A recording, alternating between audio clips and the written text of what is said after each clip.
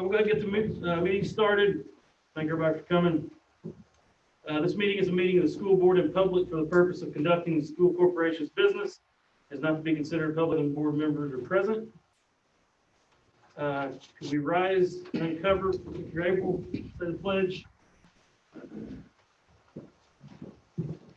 Go with me, lead us in the pledge.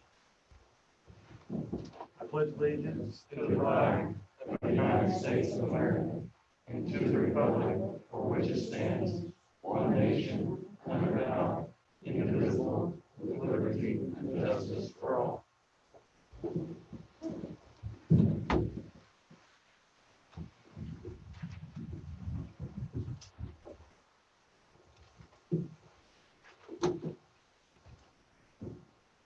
Review for approval minutes of executive session memorandum of July 16th, 2020. Get a motion to approve. Dr. Gerges makes a motion and a second. Mr.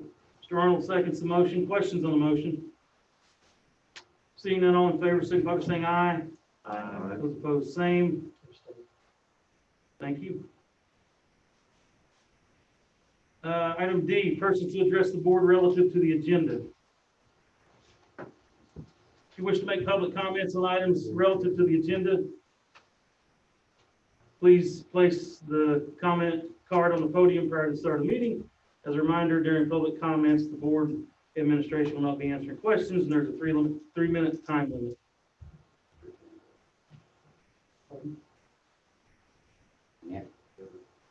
Yeah. Ms. Timbrook just wants to share at the beginning of the meeting instead of at the end. Oh, okay.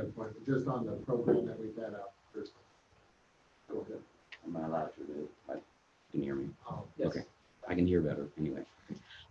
Again, my name is Joe Timbrook, and I'm Director of Career Development for the Lawrence County Economic Growth Council, Lawrence County Workforce Coalition. I'm here tonight just to read a little bit of an excerpt of a press release that's going out this evening regarding the training that you've allowed us to have out of the Career Center over the past 3 weeks. They finished out the Career Center today. And so let me just read a little bit, and I've got a couple of comments that I want to make and gratitude for what you've allowed us to do out there. After 3 weeks of technical and employability skills training, 6 Lawrence County residents will become the first graduating class of the Lawrence County Introduction to Local Jobs and Skills Program. Thanks to the Lawrence County Economic Growth Council's Workforce Coalition and its many partners and the students' dedication, each of them have a certificate of completion and a clear path to their next step. The graduation ceremony takes place tomorrow at 1 p.m. at the Stonegate Arts and Education Center, where the graduates will receive certificates, awards, and have the opportunity to hear the remarks of congratulations from community leaders. Due to COVID-19 restrictions, graduation is by invitation only. I believe that all of you have received an invitation to it. And if you did not, you are absolutely welcome to be there tomorrow at 1 o'clock. Actually, you won't want to miss it. Graduation will be a celebration of student achievements, as every student is walking away with one or more opportunities for their futures, from job offers to continuing education. And the students are leaving the program with the tools and motivation to take that next step, whatever it may be. We've been lucky to have Heather Nash on our staff, who is a member of the Governor's Skillful Indiana Coaching Corps that has worked individually with each one of these people during the past 3 weeks. Through this process, students were able to decide on paths of education, employment, or a combination of both. 3 will be continuing their education with the Lawrence County Adult Education Program to obtain their high school equivalency diplomas, or HSE. 2 are enrolling in Indiana's Next Level Jobs program, as they've shown interest in advancing onto coding and welding careers. In addition to these lifelong education opportunities, full-time job offers have been extended to at least 2 graduates, and we expect 2 more tomorrow. As they're interviewing what they call for their dream jobs. Also, the Indiana Laborers Training Institute has been extremely involved, and we're grateful for Jeremy Brewer for that. They've accepted 3 student applications for Laborers Union apprenticeship. So the thing I want to say the most is being at the Career Center for the past 3 weeks, every day, all day. I've gotten to know the Career Center a whole lot, I can't tell you what to do, but you should be really proud of the teachers and the staff that you have at the Career Center. Between Brad Street as the director of the Career Center, Matt, Brad, and David that taught the classes to these individuals, they treated these individuals with the utmost respect and kindness and individuality.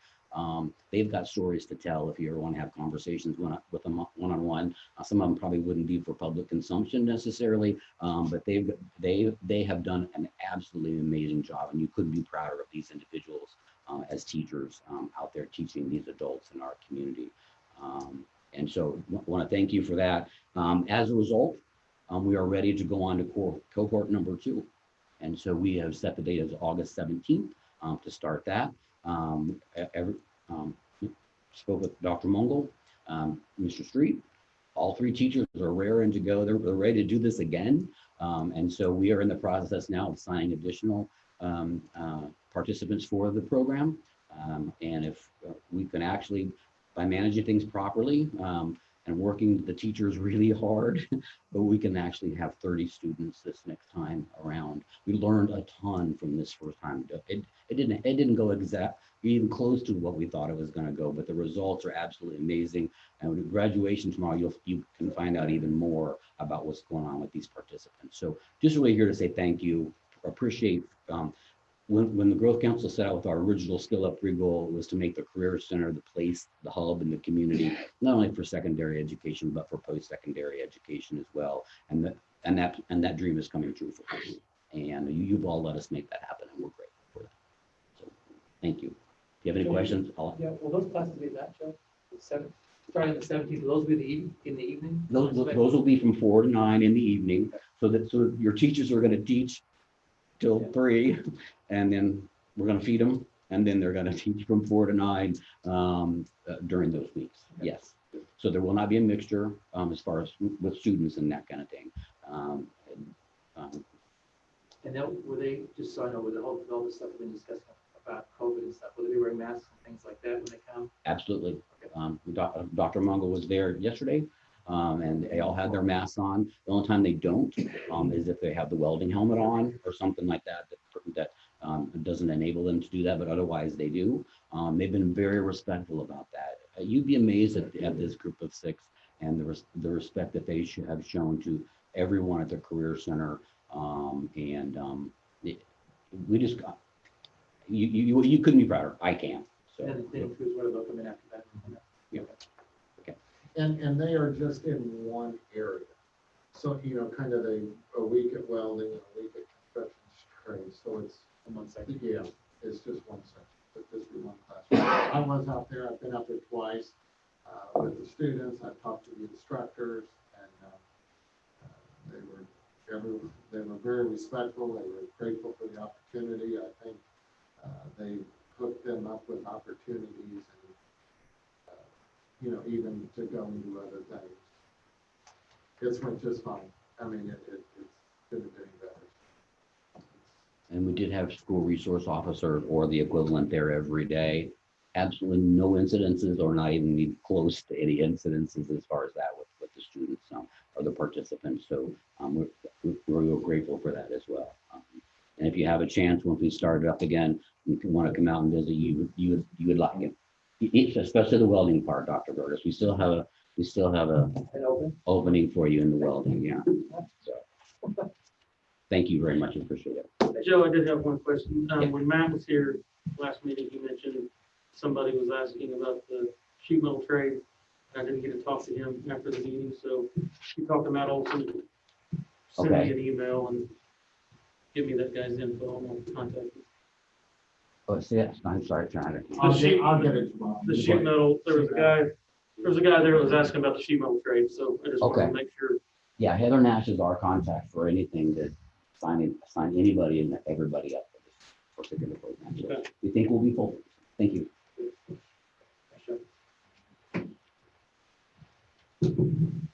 Any other persons to address the board relative to the agenda? Seeing none, item E, General Dr. Mungle. First up, we have this evening, a presentation, and I don't really know, we might have them out of order here, so I'll let you decide. I just take a look at, go ahead and come on up, Todd. We're gonna go with Wolford Engineering first. Anytime any project is completed with state funds, if it's a city, county, school, obviously you have to have a architect, a civil engineer, an engineer to look at the project and stamp the project and get all the different permits. Wolford Engineering is a firm that primarily works with synthetic fields, and so I bring them with you this evening. I think before they would be our process in the next step. It is not, we're not committing to anything at this time as far as the scope and the cost, but I think to understand more, if we can and what we can do, we have to hire an engineer to develop the different specs. So they're here this evening, so I'll go ahead and turn it over to you. Okay, thank you. Good. So I'm Todd Ford, civil engineer with Wolford, civil team lead. And with me tonight is Jamie DeBrosi, senior architect and associate of mine. We got a small little presentation, and we have some question and answer. Just want to give you guys a little bit of background of our experience, and then show you how we can help you guys with your project.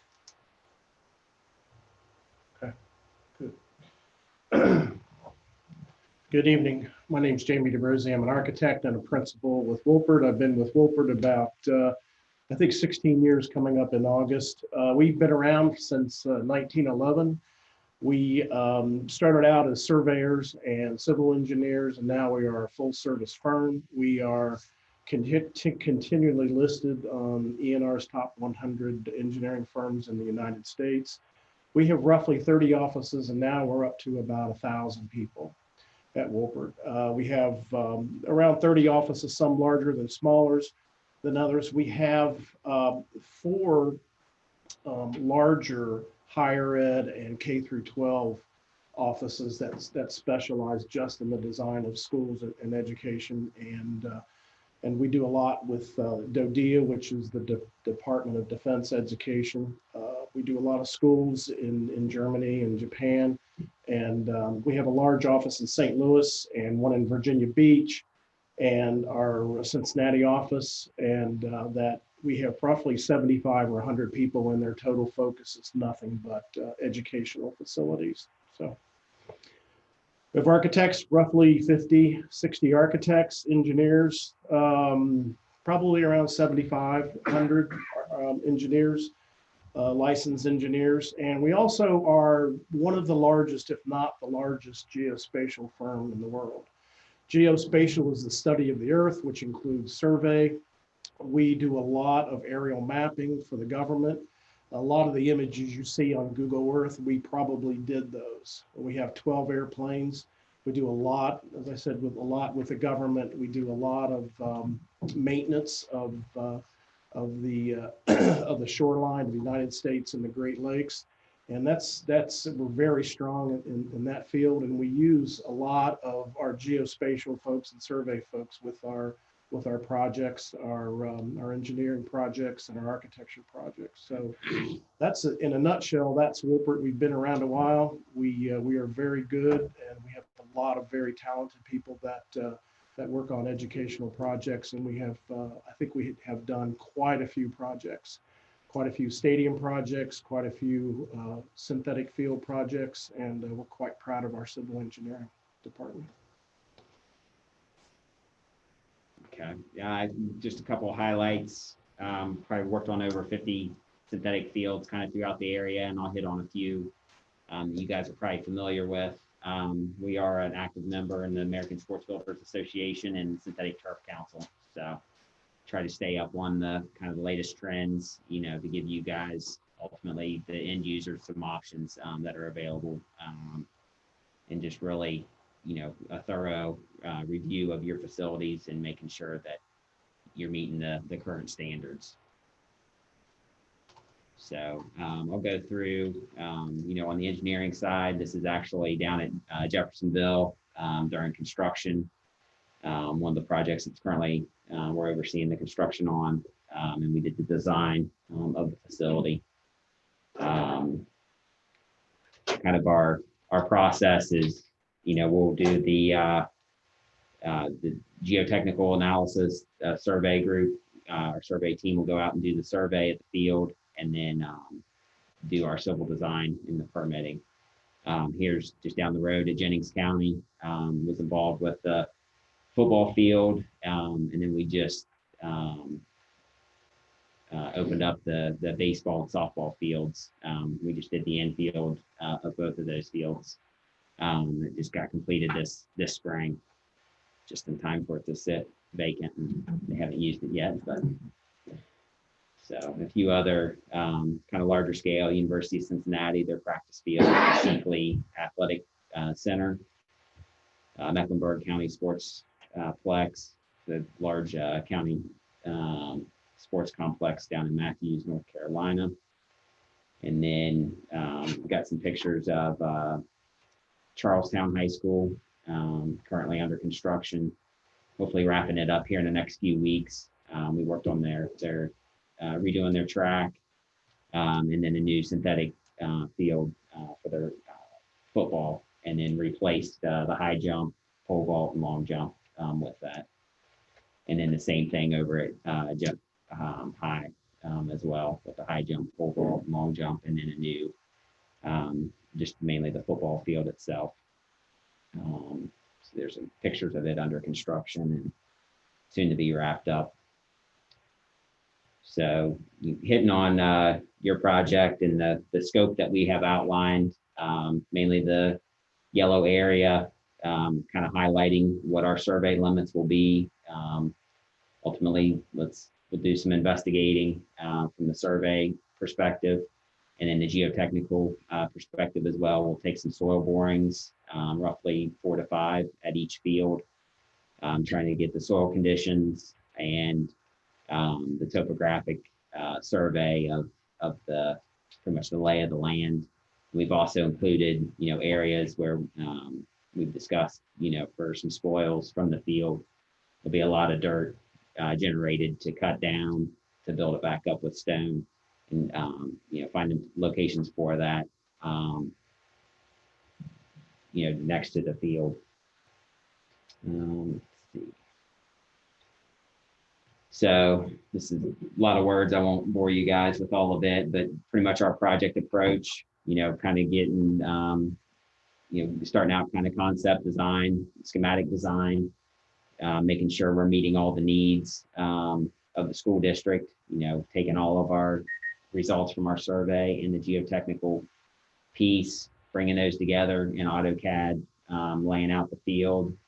There's a lot of fine little details, and each school district, you know, has different preferences, you know, how the field will work. Different size soccer fields, you can have different lengths, you know, 100 to 120 yards long, and then the width of those can vary from 55 up to 70 yards wide.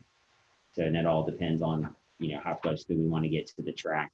So as we work through that whole process, come to our decisions, finalize our design, and once we get our design finalized, using that design to go through to get local permitting as well as state IDEM Rule 5 permits that are required for any earthwork activities and erosion control.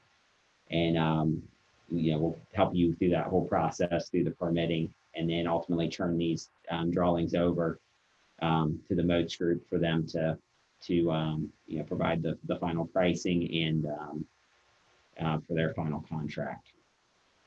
And then we'll oversee the construction side, just some construction administration to help, ensure the quality of the product installed, for the school district.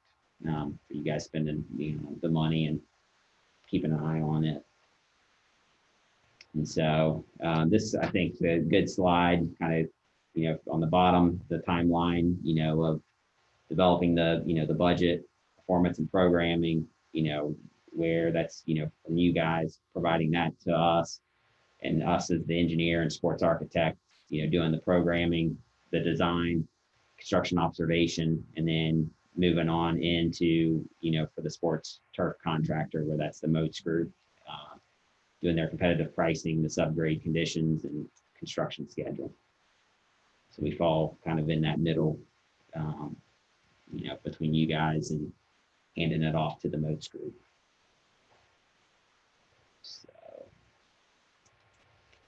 that's really all we had. You guys have any questions of us?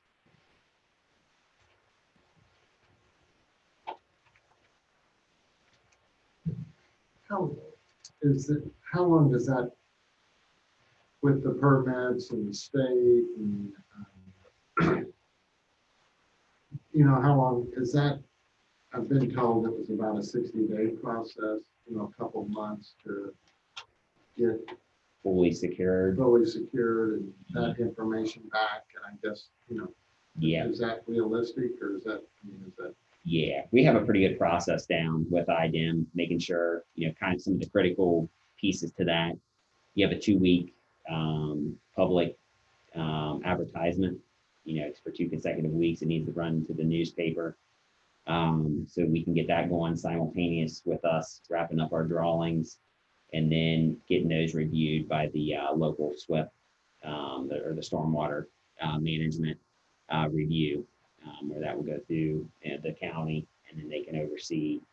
And once they sign off on it, we get their sign off, the notice from the newspaper, all of that gets bundled up and goes to the state for you to get started. And that's kind of that, they have probably about a 2-week review period from the local perspective. And so kind of the backup, you're about a week to week and a half survey. We can be out here, just as soon as next week, get started with the survey and the geotech. That's kind of our first pieces to get the ball rolling. Once we get our survey back, we can analyze that, and we're ready to sit down, to review what we found, from the survey perspective and the preliminary borings, and then start working on our layout. Really, the baseball and softball, those are pretty straightforward, but the football field, there's a lot that will go into, really how everything's configured in the field events. I know we're looking at, between the shot put and discus, maybe doing some relocation work with that as well, included in this. So then you have about 4 weeks of full design process. So by 5 weeks, your heavy lifting's kind of completed, and we're able to go in for permits, and then that whole process will start, and it gets you up to about the 60 days. So then, is your company, okay, so you do all this preliminary testing and things, and then is your company the one that actually installs the turf as well? No. Okay, so you're just an engineering company that does this in the beginning? Correct. So you oversee the construction part of it? But we will oversee the construction. We like to think our plans are absolutely perfect, but there'll be field conditions that we're not foreseen, and some changes, and I think we have about 3 site visits to come out here So to visit. who takes care of the construction? Do we, and you just oversee it, or do you bring in somebody that you normally use? So we have, so the Moats Group is going to give their presentation that they can, provide the full construction of the turf piece of it on the construction side. So I guess what I'm saying is if we find somebody that does the same stuff but lower price, we can still oversee it. Yeah.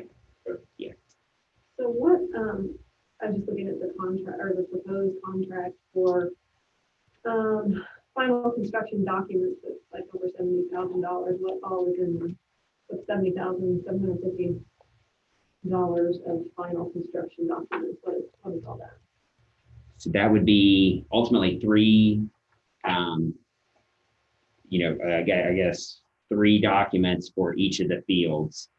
There'll be a cover sheet, and a sheet that will show the existing conditions, pretty much how, all the current conditions of the fields, the way they sit now. And then we'll show a demolition plan of items that we need to demolish to install a synthetic turf field. Then there'll be a site plan that it's pretty much a dimension plan that helps lay out all the field events, striping, and the turf itself. And then we'll do a grading and erosion control plan. The erosion control plan required by IDEM to satisfy their need. And then we'll do utility plan. And then probably the biggest thing is, mainly on the football field more than anything, but the other grass areas, you are converting an area that was soaking in the rain, where the grass is, I'd say it's kind of roughly soaking in 30%. You're taking that grass out, putting in a gravel base that, I guess we look at it as, it's almost like a gravel parking lot where it'll have more additional stormwater runoff.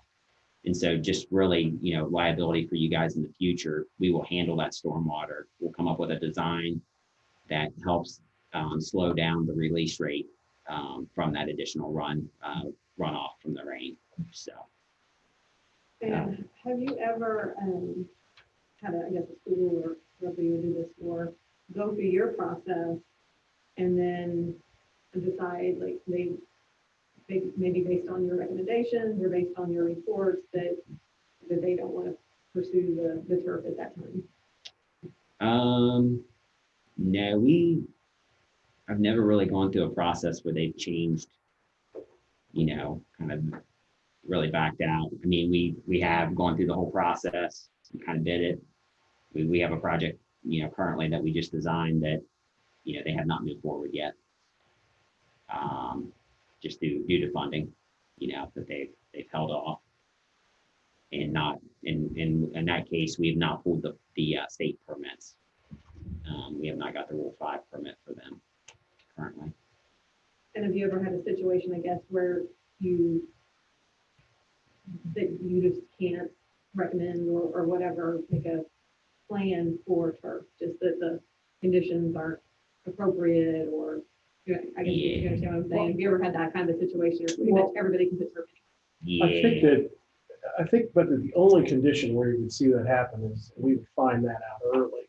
When we drilled the site to see what the ground was below, and if it was just not possible to do it, then we would probably say, you can move forward, but it's going to cost you this additional money to, say, pull that bad soil out or further excavate or whatever. So, but we would know that pretty quickly after they drill the site and do the analyzation. So after you do that, you really have all the data that you need to move forward and determine how much soil you got to take out, what you got to put back, and how to drain it. That's really the most important thing on these fields is getting rid of the stormwater as fast as possible, so the kids can, or whatever groups or whatever, the band can get right back on there and start playing on it. So the stormwater is really the biggest challenge for these types of fields, in most fields, whether it's turf or not. So.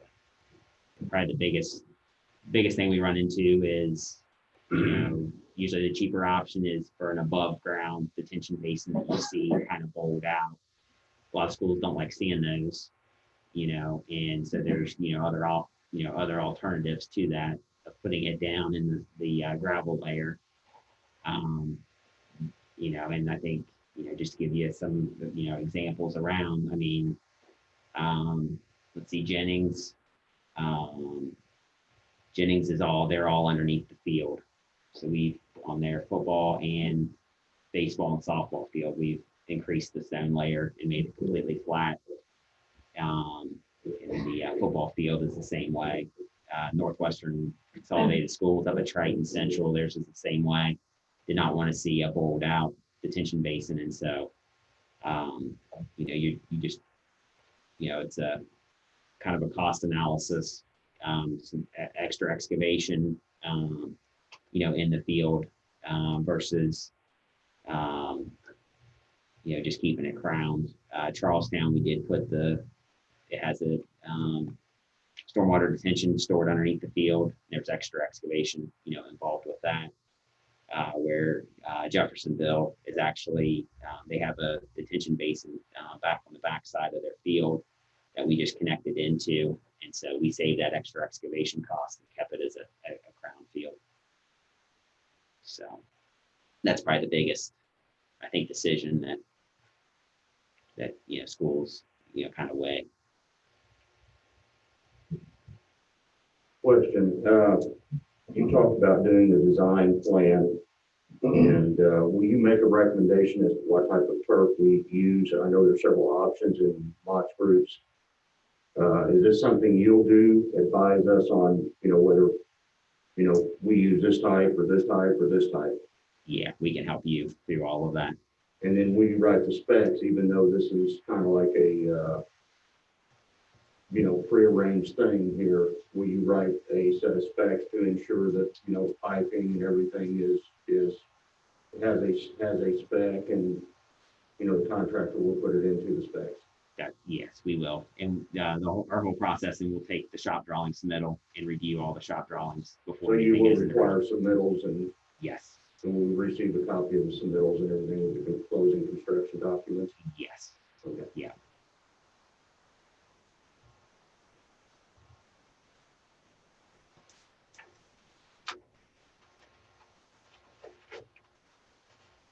Any other questions? I'm done.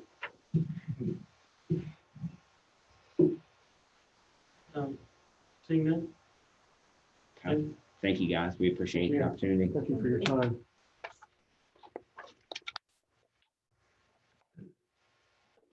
I have the agreement there. It's something that, I think as it takes some time to go through the different steps and the core drillings, and obviously a little bit dependent weather and those types of things. If that is something that, the board is comfortable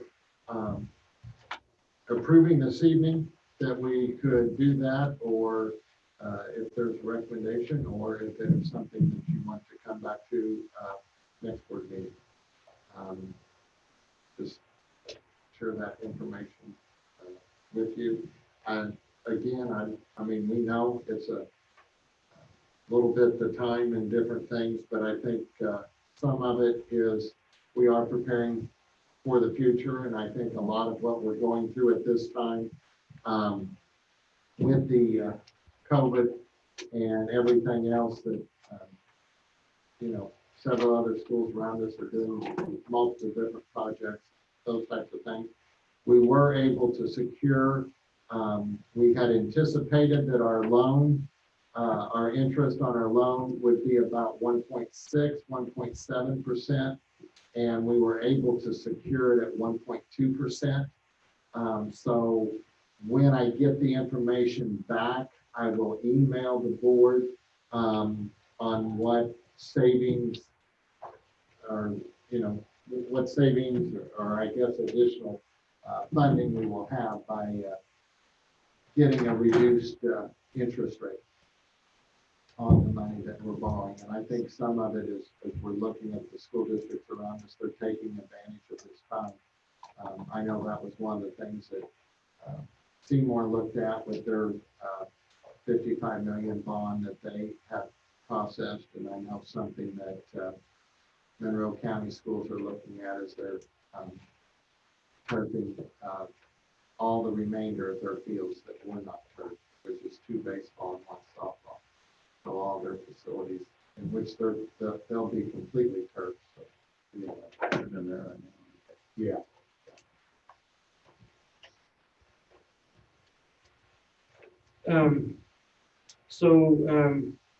With that, I'll entertain a motion to approve Wolford Engineering I would make a motion to table. So, There's a motion on the floor to table till.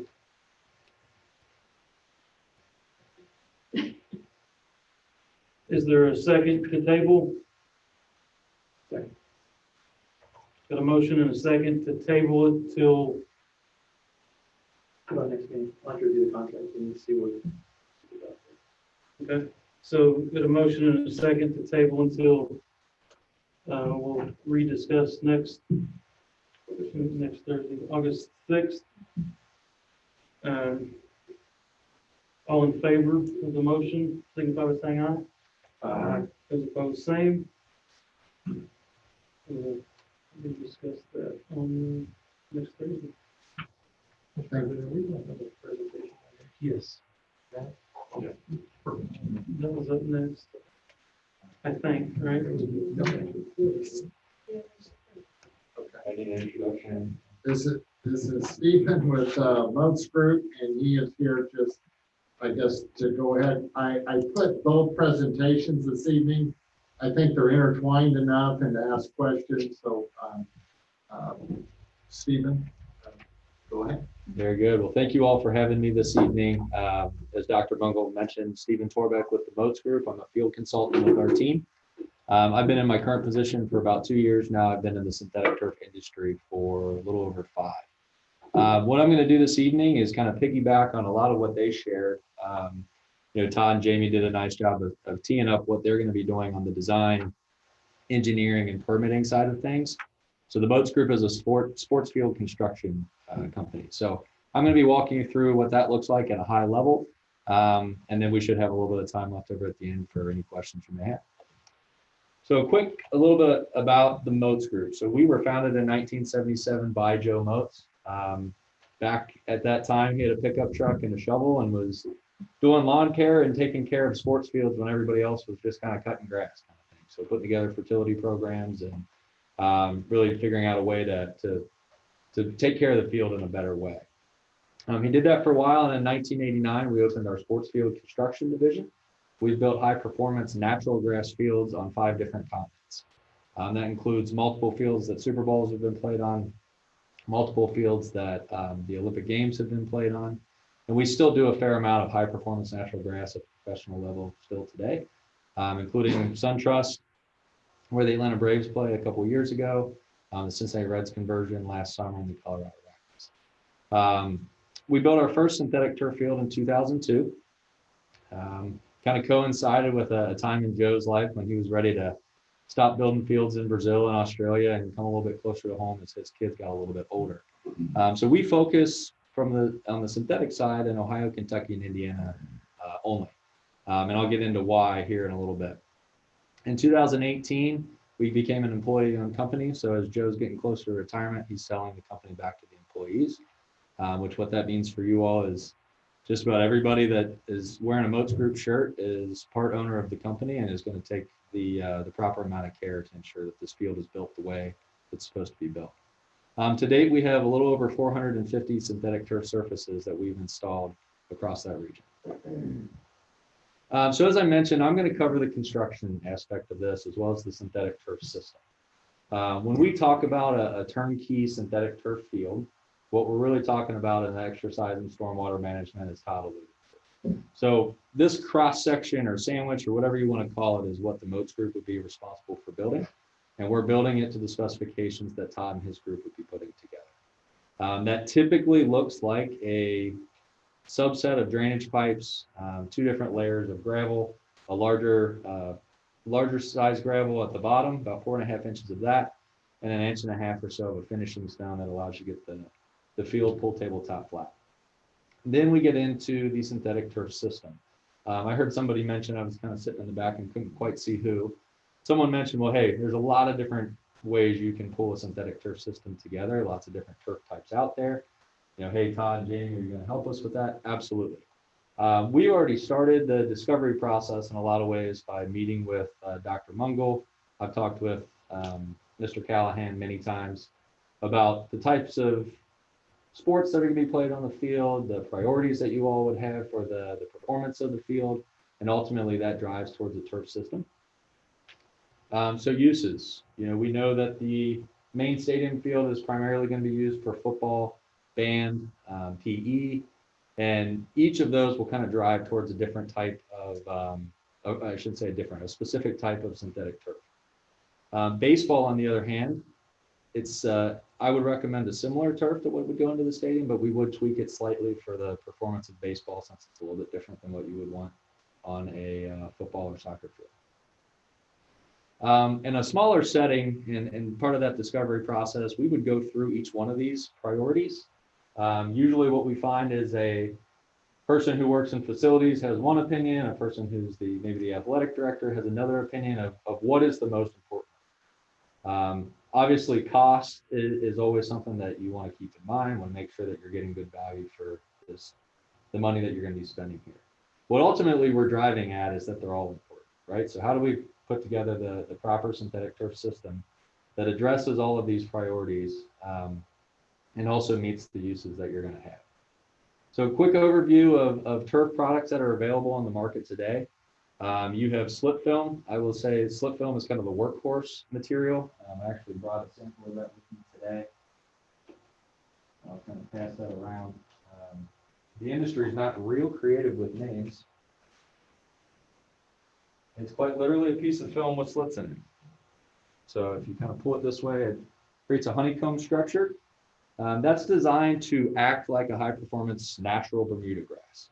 Over time, that will kind of encapsulate the infill. So if you're thinking about football, you've ever watched a game and you see that kind of black rooster tail shoot up, chances are that's either a monofilament field or a newer slip film field. The idea there is it's going to eventually encapsulate that infill so you don't see that fly out. It helps hold the infill in place. A monofilament fiber is, once again, not incredibly creative with the naming.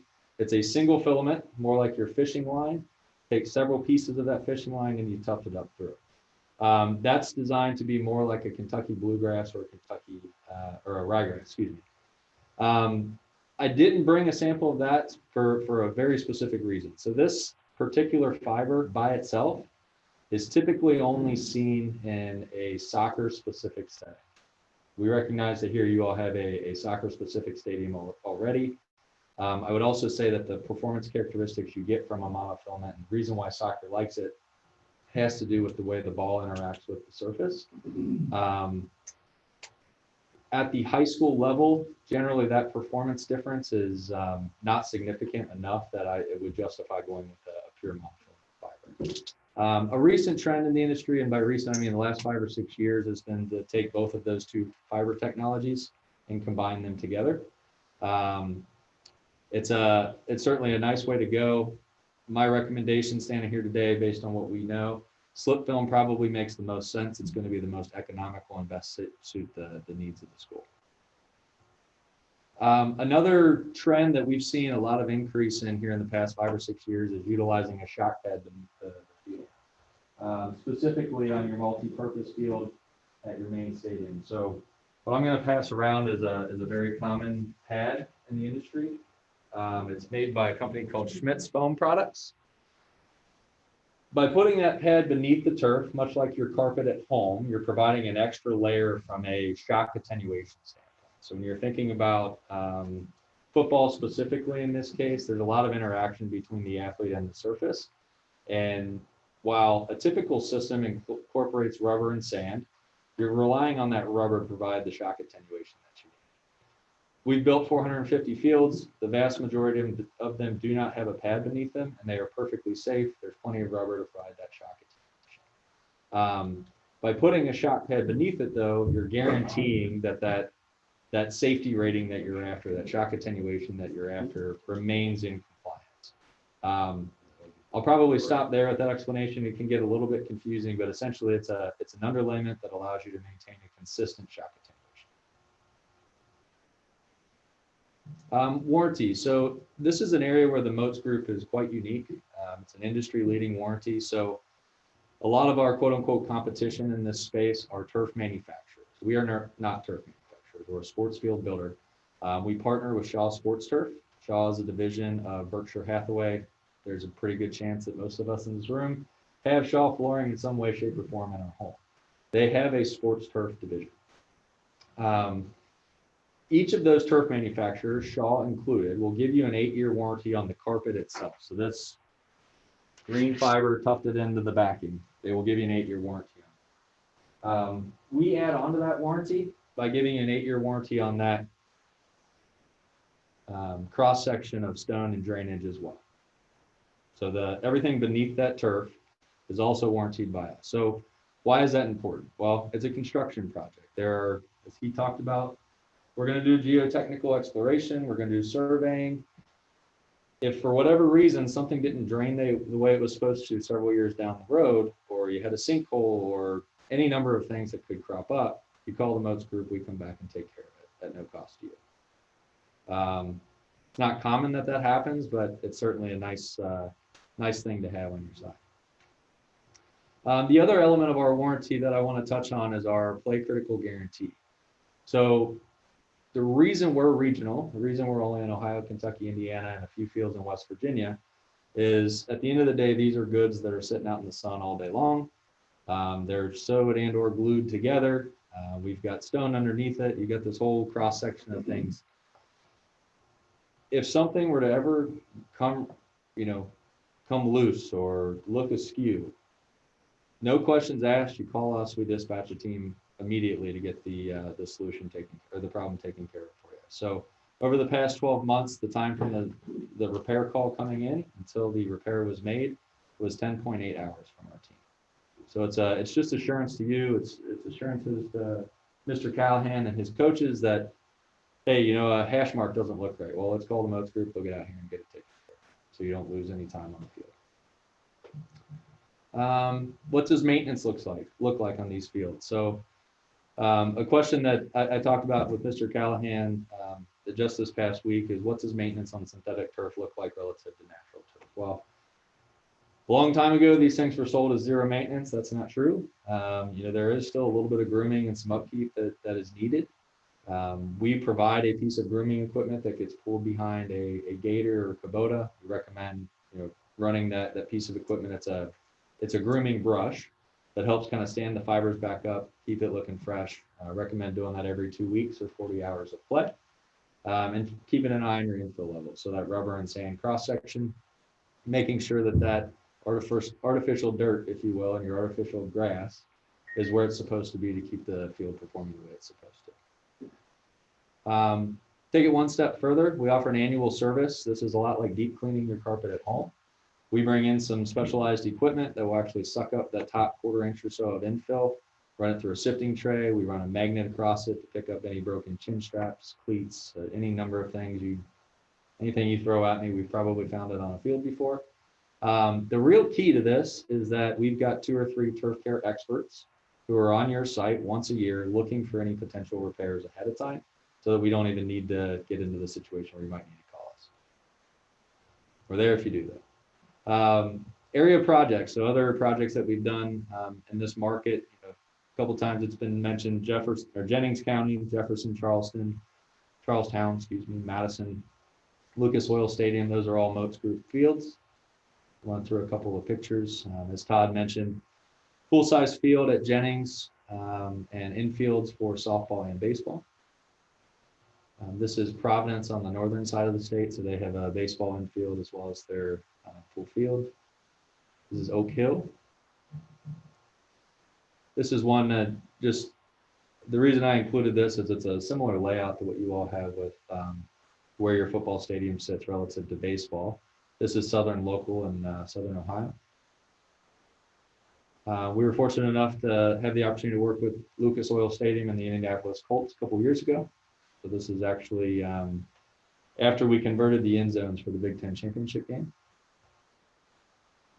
As I mentioned, we've got quite a few in this area that are coming soon. So Madison, Jeff High, Charlestown, and South Dearborn is the one on the bottom right. Those will all be constructed this summer. A couple of concepts that we had put together for Dr. Mungall and Mr. Callahan to share with you all tonight. So you see softball there on the left and baseball on the right. These are infield only concepts. We do have full field concepts as well. And this is the proposed for the multi-purpose stadium field. is included in our discussions would be rebuilding some of your field events, so moving shot put out of there. If you don't want to be throwing shot put on your new turf field, we've talked with Todd about where that might be located as well. But again, if you take anything away, it's a full construction project. So I went through a lot pretty quickly. I want to make sure that we had time for questions. I know you have a lot on the agenda this evening. So thank you for having me. And if there's any questions, happy to take those now. So you mentioned a piece of equipment that we purchased or whatever from you, that we use. What other kind of supplies or equipment do we need for the upkeep of that on a regular basis? Yeah, great question. So you'll get two pieces of equipment from us. One is a drag behind grooming brush that you saw a picture of there. The other is a sweeper. It's a lot like an AgriFab sweeper. I'm not sure if anybody's familiar with that. That's used to pick up leaves and debris off the top of the field. It's included in the package. You might use it once or twice a year. It's not something you would need to use regularly. And beyond that, we also leave some additional infill behind. So if, areas where, your center logo in baseball, your pitcher's mound, your batter's boxes, areas where there's a lot of repetition, a lot of the same motions over and over, that infill can get kicked out and displaced. We'll leave you with, it's called a super sack. It's a 2,000-pound bag of rubber that you can pull from to top off those areas over time. If you ever run out of that, we provide additional material for you at no charge. That's really the extent of what would be needed from an upkeep standpoint. Year-round. Year-round. That's the extent of the maintenance year-round, is dragging that grooming brush behind every couple weeks. Yeah, and the only thing that would maybe be additional to that we've talked about a little bit is if for whatever reason there was ever a time where soccer needed to use that surface, maybe it was a day like today where it was a torrential downpour and you couldn't get on there. You may need to paint lines. We can certainly tuck lines in there or put tick marks to make it easier to line that field, but that would really be the only additional maintenance. So lining that would be your painting on it like we're painting out here now, right? Different paint, but yes, same concept. So it's gonna come back off easier without. Yeah. Mow it out here now and they're gone, right? Yeah, I mean, there's a whole, plethora of options on paint. Anything that lasts from a weekend to something that lasts 2-3 years, if you wanted it to. So there's a lot of options out there. That, like I said, just in your situation, knowing you have a soccer field, whether or not you line this permanently for soccer is up for discussion. Or you can Are put any tick of the marks. four you just showed us line differently? I think most of the others are lined for a couple of different sports. So it's tough to see here, but I think they're all gray, oddly enough. Jeffersonville does not have soccer lines. Just football. Yes, yeah, if you don't mind, can you zoom in on one of them there? The original paint scheme, our name, our logo in the end zones, that is a permanent epoxy that will last the lifetime of the field. That's right. So that is turf that is made that color. Right, so it's not painted on, that's actually, gotcha. Right. So here's an example. I brought this because this is one of our more popular options for baseball and softball. Happy to pass it around if you guys want to see it. This is included in some of the discussions we've had as well. That has a thatch layer to it, which is shorter fiber. I'll check your thatch at home. But yeah, so your question is, all of those colors are actually tufted into, it's part of the carpet. The What carpet you're is. talking about here is if we decide just to have soccer on there tomorrow, just for one day, there's a paint scheme that can be done that will wash off or brush off or vacuum off or whatever within a day or two or whatever. That's right. Yeah, and I'm not the paint guy, so I don't know necessarily what the specifics on that are or what the cost of that paint would be, but there are paints specific for synthetic turf. This is a field that has soccer lines on it too. The circles we see there. Oh, Is there a pointer?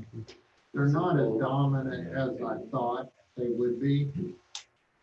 But you can see the goal, I mean, that's the goal areas. Yeah. Yeah, and one of the things that's, most fields we construct this way. So you actually pull the soccer lines off of the inlines of football. So football has a very specific set of dimensions, right? There's no rhyme or reason to it. It's 360 feet long. Soccer, on the other hand, has a range. So we bring them in just a little bit so that your soccer box will actually frame up those 15-foot letters. So your line's not running through every single letter. Your soccer. Yeah, so I know we're not supposed to be close to these days, but back here, you can see that line there. Question on warranty, 8 years, Yes, sir. what do you see as the average Lifespan? Great question. So 10 to 12 is probably the average with the increase in pads. So there's 3 reasons why you replace your synthetic turf field. Shock attenuation, which is in the industry, we refer to that as GMAX. There's a test, ASTM test called the GMAX test. That's actually part of our annual service visit. We'll test the field for you to determine how much shock attenuation is in the field. If that gets over a certain point, the Consumer Product Safety Commission essentially recommends or will require that you replace the synthetic turf. So that's the #1 driver of why these fields are being replaced, is that rubber and sand system has firmed up over time and it's no longer providing the shock attenuation that you need. By putting a pad underneath it, you're guaranteeing that your shock attenuation is in place for many, many years. So that kind of takes that off the table. So when there's a pad underneath the field, we see more life expectancy out of it, usually another year or 2 at least. The other 2 drivers are fiber integrity and seam integrity. So your fiber, again, it's plastic. So it's designed to be out in the sun and in the elements for many, many years. But at some point, this fiber does start to break down. And that's usually the secondary driver for replacement. The third is the seam. So whether it's glued or sewed, so the way these fields are constructed is you've got 50-yard line, you roll out a 15-foot wide panel. Another one comes out on top of it. If it's sewed, you sew along the edge, you flip it open like a book all the way down. In other ways, you lay 50-yard panel down, 45-yard panel down, and you kind of pull them back. You put a piece of seaming tape with a 1 or 2 part turf specific adhesive, and they sit together. So eventually those seams will, much like everything else, will start to break down. It's not something you should expect to see in the first 8 years by any stretch of imagination. Our warranty covers that in the first 8 years. So I say all of that to say typical life expectancy is 10 to 12 years. Putting a pad underneath it usually gets you another year or 2 out of the turf itself. Are there any schools that you've already done second generation for? Quite a few. Can you name a few that would be close? We just did Hanover College down near Madison. There's quite a few around. Of the 450 or so fields, I mean, probably 100, 150 that have been replaced at this point since 2002. And you're just replacing this time around, you're just replacing that top. That's 100%. That's right. Everything else you've already put in stays in. The That's right. System, the stone, all that. So- This is all replacing. So that Just cost, new carpet. It's just to replace that.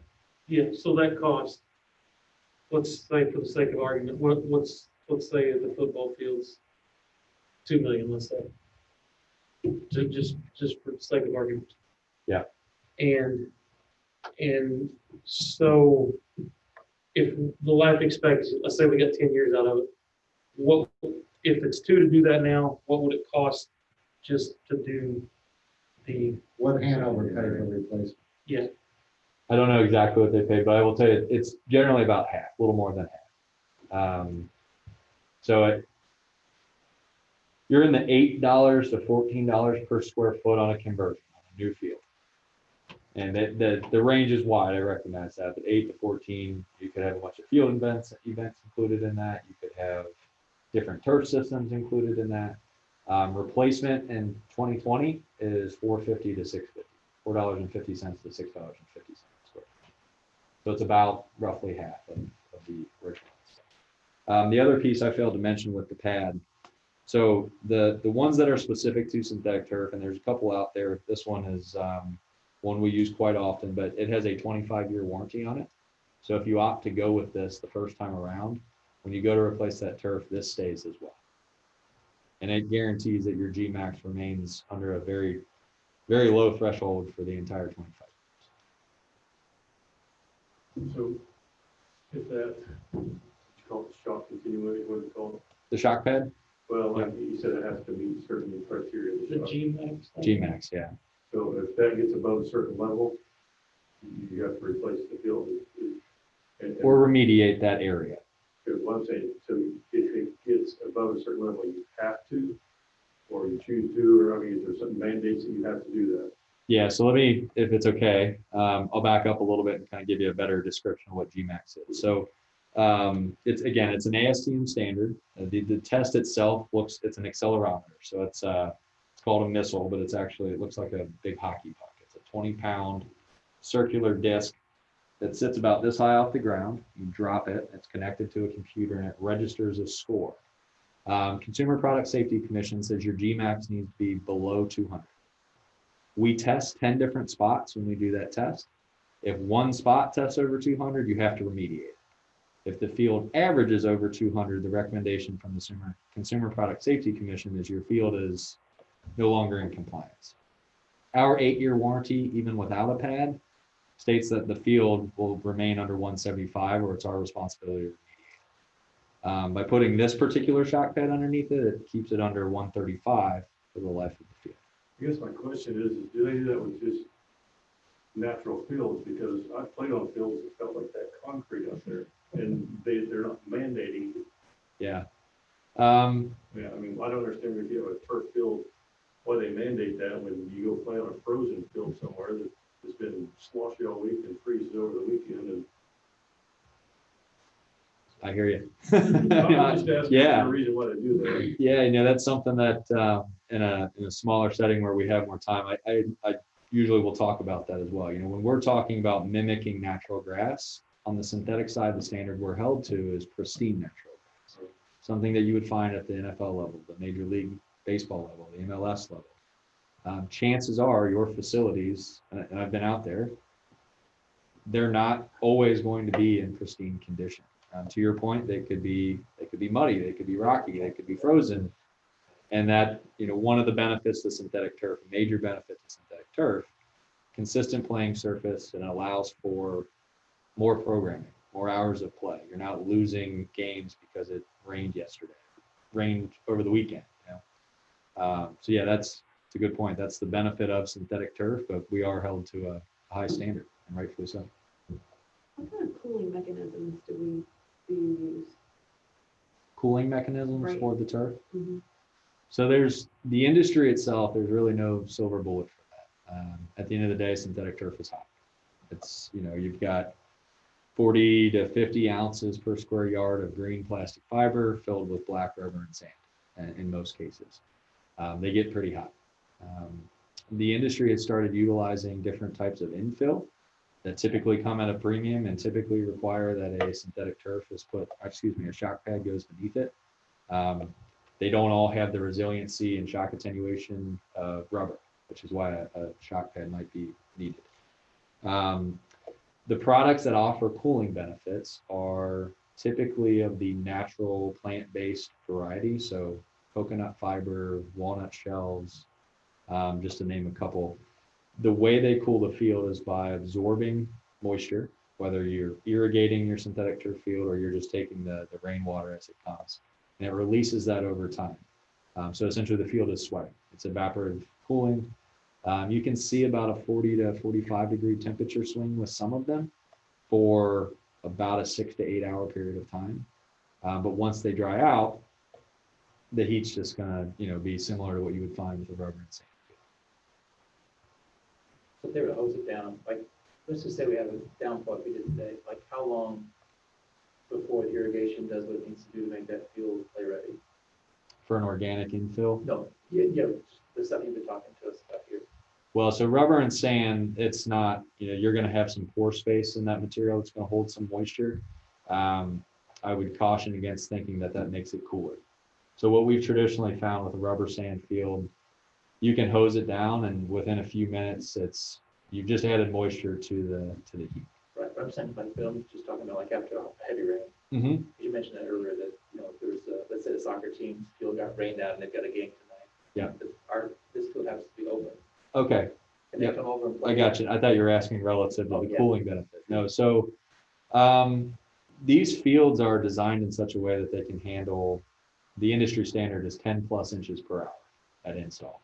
So if we get 10 inches in an hour, build an ARP, don't worry about your synthetic turf field, right? So within minutes, I mean, you won't see standing water. You might see some from a torrential downpour, but it clears within a couple. Gotcha. How often do you have, or do you have to irrigate? I mean, I know some put in irrigation systems, which seems crazy because it's rubber. Yeah. Or plastic, but. Yeah, so I wouldn't put in, you don't need to irrigate a field. What I started to answer incorrectly with him was there was a period of time where the thought was you could water down a field to cool it down, but it almost creates like being in a sauna. Like it's just, you're adding moisture to a hot environment. So yeah, from our perspective, there's no need. If you were to install a organic infill and you wanted the ability to regulate that temperature, you may want to consider water cannons at the very least to wet that material to get the evaporative cool. I'm probably assuming that the organic material is raised. Can you kind of go through some of the alternates that you have listed in the proposal that we have? Sure. Hold on. Any one in particular you'd like me to I'd touch just on? like for you to, alternate number 3, I understand the 50-foot extension line through the track surface. That would just basically be extending the storm line from the. Yes, I'm talking on the football field. Yeah, so that sounds to be maybe a previous proposal from the last meeting that I had. So I've been in communication, thank you. I mean, alternate number 4 is pretty straightforward. It's just the yearly cleaning that you talked about for the 7 visits. But like alternate number 1 and alternate number 2. We're looking at this page here. Yes, football stadium field. Yes, so alternate number 3, this was, if I can. Well, I understand that. I mean, I understand that. That's just to extend the storm line for drainage. That's right. But alternate 1 and 2, I'm not familiar Okay. with what that's talking about. Yeah, so they're different turf systems. So Okay. Can the, you kind of explain that a little bit? I can.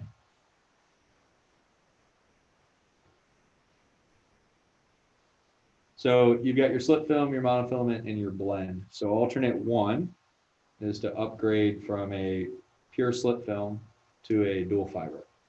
So It's the blend. that's the blend. That's right.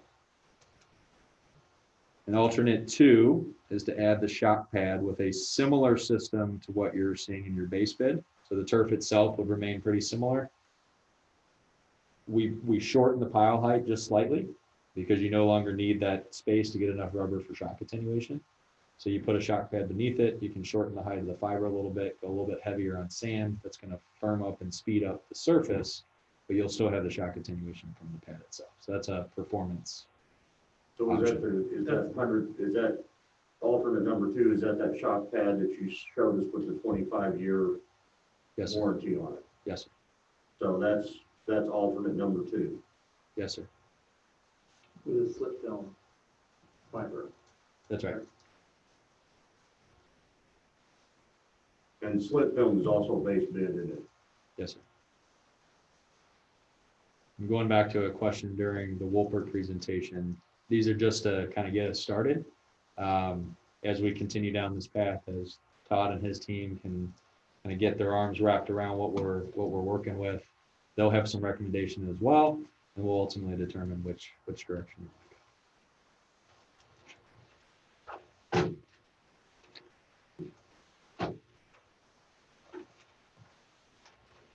Is it very similar? We talked about the football field, but with the baseball and softball.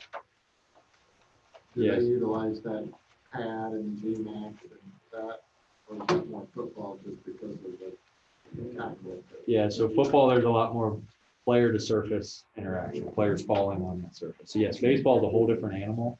I did pass around this piece of turf as well.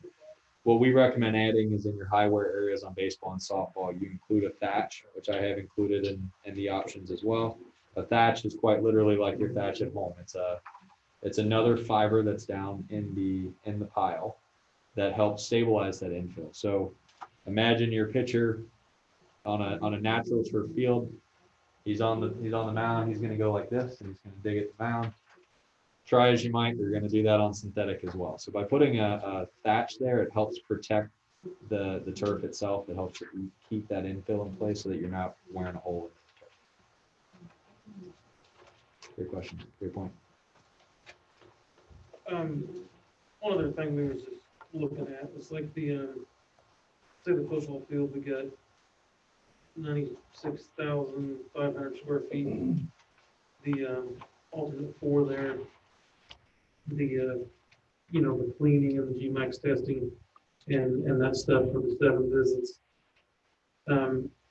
That's like the same cost as the football field or the softball field. Yeah, so forgive me. It seems we might be working off of 2 different proposals. So Okay. our first meeting was a year ago. We Okay. met a couple of months ago as well. We've made some revisions based on some conversations I've had with Dr. Mungle and Coach Callahan. So the short answer to your question is it's not 17,500 for each. There's some economies of scale there. The initial proposal, we weren't sure what was going to be included or what we were really considering. So no, that is not, it's Okay. not that times 3 or that times 4. Yes, Yes. this will be a copy. yes. Any other questions? One of the things I read was, I did a lot of reading on this, and of course, it was on the internet, so it had to be true. It wasn't Facebook, so it wasn't gospel. So they talk a lot about the torn ACLs, more of that on the turf field. But some of the things I looked at, it was older. Are the newer surfaces safer as far as like torn ACLs and shoulder injuries and concussions as So, opposed to a natural field? so there's a lot of information on both sides of that aisle. With a quick internet search, I can show you plenty of things that say natural is safer, plenty of things that say synthetic is And safer. that's what I found. Yeah, and we're certainly improving the way we construct a synthetic turf field. Back to Mr. Garrison's point, we're holding ourselves to a standard of pristine natural grass. There's a lot that goes into player injuries beyond just the surface itself. Our scope is the surface itself. So that's what we focus on, and we're constantly improving that to make it the safest possible surface that we can. I'm sure there's a handful of studies going on now to continue to build on that data. You know how the insurance companies use your rates go up if you've got one versus the other? That I do not know. I know a lot more people are adding shock pads with the idea that it helps protect them from the liability standpoint, on the concussion standpoint. But that might be an indicator, if I buy a trampoline in my backyard, I have to pay for that.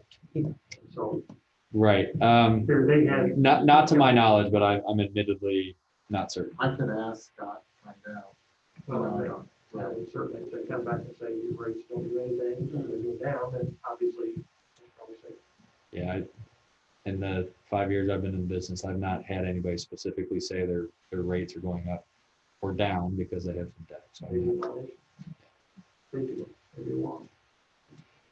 Mhm. I can't think, in the last 10 years of any claims I've had related with football, so it may not be a major enough, but I'll find out. And share with you with other schools. You had asked a question earlier, and Mr. Callahan might be able, schools in the area that are on the second field, do you know, are there some? I know that Bloomington South, Bloomington North, Columbus East, Columbus North, Center Grove, I think, is on their third. They were the first to have it in the state of Indiana. I think they're on their third go around now. There's several, and I can get that list. Good to- enough. Thank you. How many football games will our team play on that are turf fields versus natural fields? And The only let's- team, we the only won't- team on our schedule that has natural grass is Terre Haute South. And they're only on it for one more year. But all the others are conference plus Wilmington North and Martinsville. So the only games we'll play on grass will be our home games. Yeah, Terre Haute North, Terre Haute South, Castle, and us are the only four, like south of Carmel, 5 or 6A schools that have natural grass still. And that's not in counting, Brownstown has turf, and, Madison has turf, and Franklin Central has turf, and Monrovia has turf, and Eminence has turf. So there's a lot of them out there. One other question that you kind of talked about the maintenance cost and a lot of things I read, the maintenance cost obviously is less, but the replacement, has to be factored into that. What do you kind of tell people the yearly maintenance cost is on a turf field? So the cost is ultimately whether or not you choose to do the annual service. I do want to point out whether you choose to do it or not, that doesn't affect your warranty from us. It's a very nice thing to have. But that's really the only additional expense beyond the labor for somebody to pull the brush. That's what I was asking. Yeah. I mean, so you're looking at one person to go up there and drag that thing around with the Plus the vac that has to go on there. So we will provide the vacuum as well. Okay. But is that done about the same time as the dragger, or is that? No. So the AgriFab sweeper is the second piece of equipment. If you trying to think of your field, it's been a couple weeks since I was over there. There's not a lot of trees around there, so you might use it on your baseball and softball field with the tree line there in the fall as leaves start falling. That's really going to be the only time you need to use that piece of equipment. I got you. Okay. Anything else? Thank you. Thank you. I'll leave some information, and a couple cards if anybody has other questions. Just let me know. Thank you very much.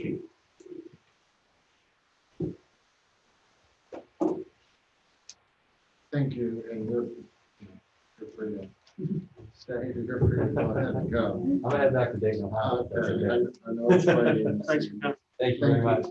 Thank you, Tom. Thank you.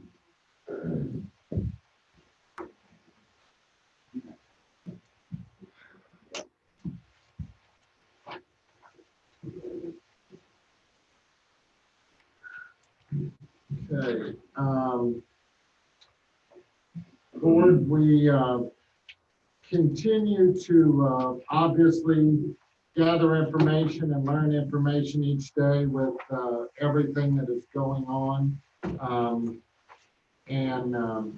Obviously, I think if I've said it once, but I say it every time I start, this is a fluid document. It continues to change and we'll continue to monitor. And I think do what we feel is in the best interest. Obviously, as you know, we have taken steps to offer choices for our students and our parents and our families. We currently, at this time, we're gathering more information. And as people communicate that we started our virtual academy, which has about 8% of our students have signed up for the Empire Virtual Academy. I think I'll go back and share because it was brought to my attention. The Empire Virtual Academy is our academy. It's something that we started. I know the independent group that is trying to start or looking at establishing or applying for a charter school had indicated that it is part of a virtual academy that is in the state of New York. And that was posted, and I had couple families just ask and make sure that they were not enrolling in a virtual school in the state of New York. So that is not the case. Obviously, we know Mr. Slagle is principal overseeing the virtual school. We have Jenna Clark that is helping as a counselor with students that are signing up and understanding which credits are needed and which credits would work. Also, those students would have the opportunity to take classes at our Career Center, so they would have that opportunity as well. We have about 92% of our students, to the best of our knowledge, that are signed up to attend our traditional school setting at this time with North Lawrence, which is 5 days a week. So we continue to monitor that. We are starting to get more information. Obviously, I know as school is in session and as we have been meeting, a lot of people think everyone's been working and everyone's been here. But our principals, they came back to work this week, and we've started to meet with all of the principals and gather information. And we have continued to stay in contact with our teachers through representation. And obviously, as we get closer, we'll continue to even meet more with them. This afternoon, we had a meeting with that group, with a group of representatives from the elementary, middle, and high school. And it was very informative and very good. I think all of us together are looking at different thoughts and ideas and things that we need to share. In looking at, and I think starting at this point, we would like to change the start date for our students and in pushing that back. And obviously, lots of schools are making different changes and doing different things. The reason that we would like to do that for our traditional students is really primarily to provide our teachers and principals and everyone in our schools the opportunity to better prepare for the students' first day. Our current contract, the teachers would come back one day before school starts. And with everything that we're faced this year, we need to go through different protocols. We need to provide training. We need to provide professional development to those teachers and opportunities, and they need time to work together. And I think also an opportunity, we're looking for those teachers to be able to reach out to their students and contact their students and have those different, a chance to meet and connect. So the students would begin on August the 13th. The teachers would begin on August 7th, which was our official teacher workday. Teachers would receive a stipend for those 3 additional days, August 10th, 11th, and 12th. These days would help buildings to become unified in reopening procedures to safely welcome our students. It would allow teachers to prepare their classrooms. In addition, these days would allow teachers to collaborate with grade level and district teams around curriculum. We will also offer a variety of trainings to better prepare our teachers should the need arise for all students to go virtual. High school, and we have scheduled a welcome opportunity. Obviously, these are dates. We will be communicating information out as we welcome our new students to the schools. But I think as those parents come and visit those schools, we would look at those things that we would want in place as far as mask and, the direction and the flow and the stairwells. We're looking at making lots of, I just lost my map, I'm sorry. Here's one. Looking at traffic flow, we're looking at arrows, we're looking at different markings and lots of different things in the school. So that is where we're at today. I know, obviously, anytime we make a decision with our families, that they plan and we had a school calendar planned. But at this point, I want to at least to communicate that our start date for the students would be August 13th. Obviously, the high school has days set up next week, Monday through Friday for the different grade levels. And then on Wednesday, August 12th, district-wide, from 3 to 6, we would allow our families to visit during that time period, to visit their school, meet their teacher, and relieve, that anxiety of the first day. We have been working and we will be sharing on all the school websites, reopening guidelines for each of the schools. I know we put together our district-wide reopening plan, but the guidelines that will be posted on each of the schools' website will be how things are handled in the entrance, the main office, the restrooms, the hallways, the cafeteria, gym, water fountains, library, classrooms, how arrival and dismissal will work, how snack will work for our elementary students, recess, specials, interventions, library book distribution, visitors, substitute teachers, hand washing, self-screening, and facial coverings. So those are things that we have went through. Again, I think as we come together and we look at different situations, obviously food service and our custodial service, we're continuing to look at that. We will explore the possibility, and I think it is just something that we are looking at is probably just communicating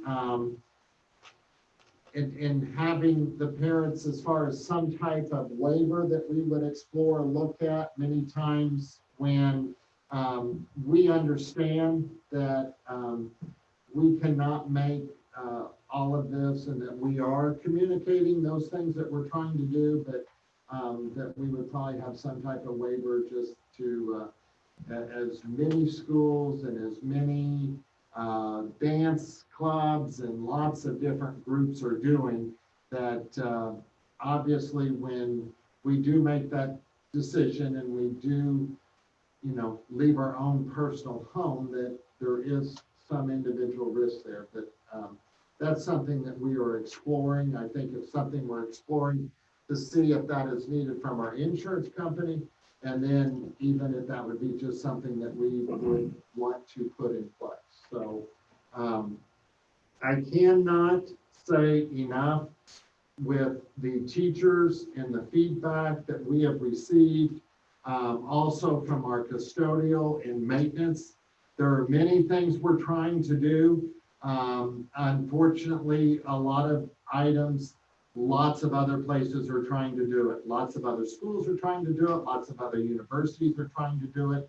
One is water stations, the fill stations, where to fill the water jugs but we're looking at different providers and I think overall, we obviously have some individuals that, we'll work with and just like, some of our students and some of those up here this evening that, there might be different situations that, as far as a quarantine or those types of things that we would need to take place. I do not have for you, it is something that we're monitoring, that we are working on, and I'll be honest, we have some of these documents, but we don't have that document that we are looking of outlining that protocol, and we will contact as far as with health department and other medical officials to know, what is the procedure if an employee or a student, that we are consistent among our schools and that we have those clear guidelines identified. It's, it's also an area that is changing a little bit. Even as I went to the doctor a couple times, and at one time I went and it was the time period where when you went in, they were taking your temperature. The last time that I took my son in, they were no longer taking temperatures, so, but anyway, we'll look at what the protocols recommend and obviously what we need to do. So, I think in looking at starting 3 days later, I know a lot of people fast forward to the end of the year. Well, what's that going to do to our last day of school? I'm far from thinking about that, but the good thing is we have snow days, we have different days built in that we could look at for e-learning days, that I think those days would still be days we could probably take off, that we would just build in some e-learning days or other opportunities. And I do want to probably go ahead and communicate now as well, is that when we are looking at starting, that there is a strong possibility as we have to evaluate and look at everything.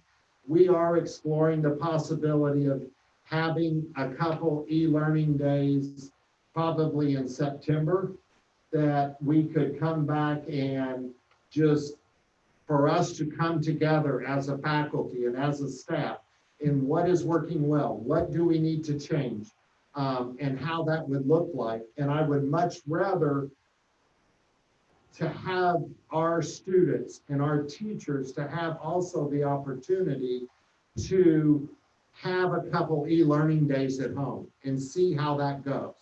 Because I do believe that there obviously is that possibility that at some point all of our schools may be in e-learning, or it may be one school. But that we have to understand that this year brings new challenges and new expectations. So I don't know what that looks like or what days it would be, but I think that is something that we will continue to look at. So I'd like to entertain a motion just to adjust our student start day so we can communicate that to parents. It's not technically changing the whole calendar, and I think we honestly just we need a little more time to look at that, what it would look like, but at least to approve adjusting our calendar to give us more time to get ready. Make the motion. Mr. Gilbert makes the motion in a second. Mr. Gillespie seconds the motion. Questions on the motion? Seeing none, all in favor, signify by saying aye. Aye. Those opposed, same. Thank you. I had on the agenda previously this evening, and that the item on our support staff handbook. We are continuing to work with that agreement. And I have to be honest, with everything that is going on and the other documents, and as we went through that document, we just have not had the time to get everyone together. And I think to communicate to the different groups, I did send an email out to the support staff that we're just, we're still working through that. And I'm hopeful that, I'll be bringing that to you. But the last thing is, we just haven't had the time, and it's not completely proofread, and there is a lot that goes into it. It's 59 pages long, and so that item I'm pulling from tonight's agenda.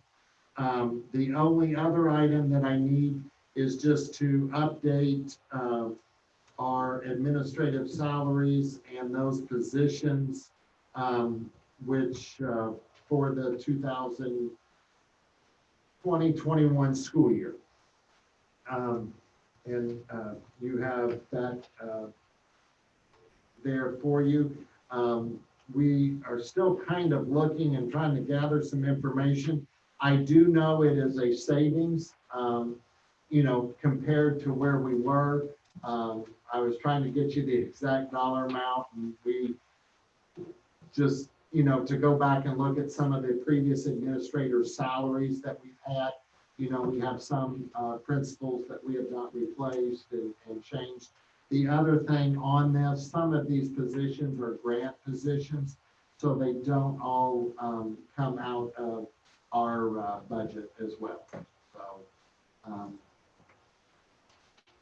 and I think as we go forward and we kind of develop some baseline data, I'll be able to communicate that exactly. That's something we like to do each year as far as, which ones with our safety grants and different things and, are paid, and some of those are paid out of title and some are paid out of transportation and different things. So, but that is consistent, and I just bring that to you for your approval. So, for the upcoming school year, and it really brings it up to date.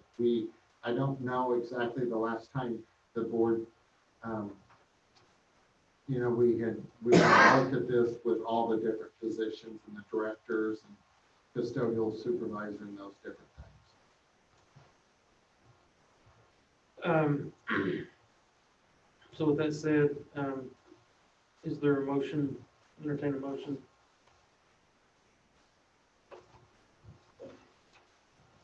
Mr. Gilbert makes the motion. Is there a second?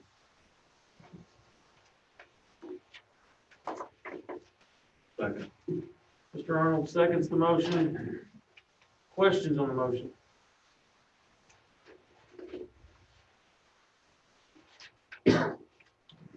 Seeing none, all in favor, signify by saying aye. Those opposed, same. Motion's passed. Yes. I know I mentioned the teachers earlier in the time, that I know there's not been 1 week that we probably haven't talked to the three of us, the principals and everyone. And I know typically we don't talk to them that much in the summer, but they've been interviewing and all kinds. So I didn't want to not recognize them for all their time too this summer. So, because I know a lot of that time was uncontracted time. That is all I have. Mrs. Dayton, some updates? Or was there something else on? Okay, Mr. Rudy. We've got that in the personnel. Thank you. Just a few updates. So first, I'm modeling one of our masks that we have purchased for teachers. One of the things that our teachers, as soon as the mask mandate and we started talking about masks, one of the first things they started emailing about is, students that have hearing issues or need to read lips or phonics in our younger grades. Phonemic awareness and phonics, it's really important to see your mouth so you can see how sounds are being made. So especially our younger kindergarten preschool teachers, expression, it's a lot easier to see that I agree and I'm happy now. So we purchased some of these for the schools, and we'll purchase more. You'll make sure they're good and then of quality. And so they work well. They're anti-fog, so they don't fog as well. Especially when I get used to it. So just thought it was, we're trying to have different options for teachers available. We purchased the shields too for teachers and students. If that's needed, then they don't have them. But just trying to think outside the box and support our learners and make everyone feel as comfortable as they can in the situation. As Dr. Mungo mentioned, we continue to enroll in our local virtual academy. And we are meeting with those families, and by pushing the start date, we will also, as Dr. Mungo communicated, a school messenger will go out from principals. We'll also have Mr. Schlegel will send out a school messenger to our students enrolled in virtual, because Our virtual program will follow our NLCS calendar, so that will delay that start date just a few days as well. Our summer trainings, official trainings have wrapped up, and I am personally very excited about the opportunity to give teachers more time. Everybody sees teachers in the building all the time, and when they're in the building in the summer, they're doing it on their own time. And so for us to be able to offer the stipend for them to come in and provide some time to work in their room, some time to prepare, and also some time for to do some professional learning is a great opportunity to give the time that we don't get a lot, and then having that stipend is great. So I'm thankful. We'll work on preparing also, like Dr. Mungel said, for the need, if the need arises, to go virtual. We want to have those expectations for all students and teachers in place so that they can be communicating them with students as they have them in the classroom. We heard from lots of families that they don't want a repeat of virtual learning in the spring, and that was very much heard loud and clear, and it will not be like the spring when we come back. Students and teachers as well. Students will not be held harmless. There will be an expectation for continued new learning, and so we want to have clear guidelines so when we have students with us, we can say, hey, this is what it's going to look like. Let's practice. I was meeting with kindergarten teachers the other day, and we talked about the first thing will just be practicing getting Chromebooks out and turning them on, and so that they are able to do that when they're home and it's not something new. So we've been working. We're excited to continue to work and just get prepared for our students in the classroom, and that's what we're doing. Any questions for Maggie? Thank you, Maggie. Appreciate it. Personnel, Mrs. Woodzak. Thank you. I'll start with our new hires and certified. I'm very happy to share that we have 12 great new teachers to fill our openings. Melissa Anderson, BNL English, Pam Canada, Athletic Resource, Brittany Justine, Parkview, Abby Crothers, BNL Math, Justin Dodd, Parkview, Sydney Jovanovich, Straswick, Blaze Perkley, BNL Math, Robert Lynn, BNL Social Studies, Alexis Perry, Parkview, Gibson Spalding, Career Center Computer Science, Haley Thrasher, Analytics, Madeline Voorhees, Straswick. I bring those to you for your approval. Any motion to approve? Mr. Garrison makes the motion and a second.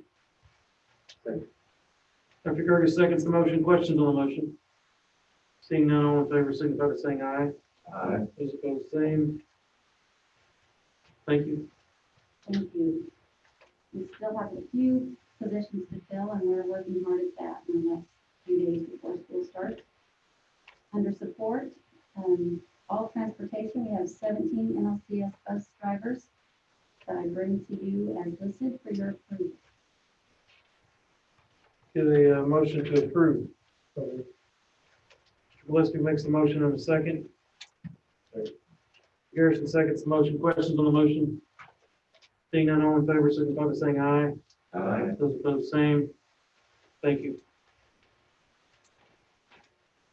Under letter C, I have a transfer under support staff, Downey Zalman, transferring from DNL maintenance foreman to NLCS director of facilities. Bring that to you for your approval.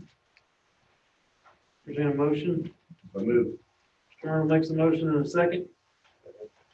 Mr. Garrison seconds the motion. Questions on the motion? Seeing none, all in favor, signify by saying aye. Aye. Those opposed, same. Thank you. Thank you.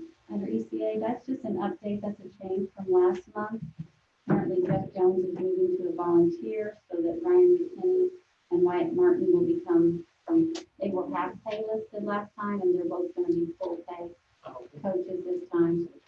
So that was just an update. We don't need to re-vote on that. That's just a change of status. And then I have resignations. Under certified, there were 10 of those. 7 support resignations. A lot of people resigning. So those are just listed for you for your information. Under letter F, I also have a retirement. I'd like to announce Steve Ritter is retiring as director of facilities, effective October 5th. And along with that, for your approval, and I know this is in your packet, there's a consultant agreement that I'd like to bring to you for your approval. Get a motion to approve. I'll make the motion. Mr. Gilbert makes the motion in a second. Second. Mr. Arnold seconds the motion. Questions on the motion? Seeing none, all in favor, signify by saying aye. Those opposed, same. Motion's passed. Thank you. The next item, under non-renewal or cancellation of contracts, I have those 4 items that are also in your packet. I bring to you for your approval. Get a motion to approve. Mr. Garrison makes the motion in a second. Mr. Gilbert seconds the motion. Questions on the motion? Seeing none, all in favor, signify by saying aye. Those opposed, same. Thank you. Thank you. We also have 3 medical leave requests that I bring to you for your information. Any questions? Thank you.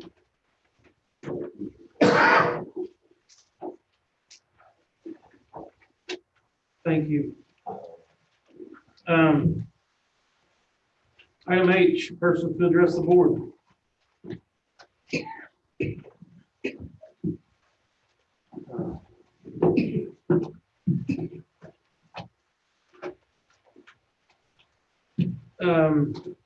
First up, Sharon King.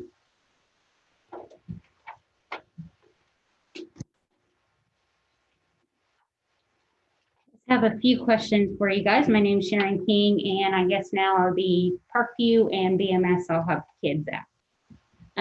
Mr. Mungle, Dr. Mungle, you were talking about the 8% wanting online learning with the Empire. How many roughly is that you're anticipating? The only reason I'm asking is because you said originally, if you had 100 or below, it stays under North Lawrence Community Schools, but if we had more than 100 enroll in that, it becomes a separate entity. The state changed that law. Okay, They so, took that away for this year, 462 as of today. okay, so K through that 12. doesn't have to fall under a separate entity at this point. Correct. Gotcha. It would still be North Lawrence Community Schools. It would just be a separate school within North Lawrence. Right, right. They couldn't participate. Originally, they wouldn't be able to participate under the, Oh, yeah. if it was a separate, is what I mean. Yeah. And my other question is, will the students be able to switch between the online and in class, say at the mid-semester, say they started at going to school, but they're like, hey, we really can't do this, or they had to be quarantined. Are you going to allow them to switch, or vice versa? You know, they started out online saying, hey, this isn't for me. I'd rather switch them back to going to school. So is that a possibility, or Yeah. have you? Yes, so, Okay. and we have on our website on Empire, we did 2 virtual sessions. Okay. So it kind of outlined all of them, but yes, so as for high school students, and these dates will now be adjusted with our timeline, but our high school students will be able to switch up to the first 5 days. So if they start, just because of the rigor and trimesters, we don't want students to be behind either. So they would have the first 5 days of the school year to make the transition either way, and then at trimester breaks. Okay. Because we don't want students to be behind in work. We don't want to make them, and then for middle and elementary, then it would be at 9. They'd have the first 2 weeks and then at 9-week breaks. Again, for that transition for students and teachers, it can't be all year long. So- Right, absolutely, and I understand that. I was Yes. just seeing if Yeah. it would be a Yeah, possibility. yes, absolutely. You've also mentioned, and it might be in your COVID plan, that this is what you're still talking about, you're not for sure. But like you originally mentioned about, okay, you might have a set of stairs for up and a set of stairs for down for the students to use. Are you going to allow more class passage time so that way the kids can get to classes on time? Are you gonna allow backpacks to go with them so they don't have to get to the lockers? And again, I realize some of this might be, you're still in the talks about it, but at the same time, it's kind of like, okay, here's a little bit of information that this is what we're gonna think that works. If you'd like, you could take that. Okay, in. absolutely.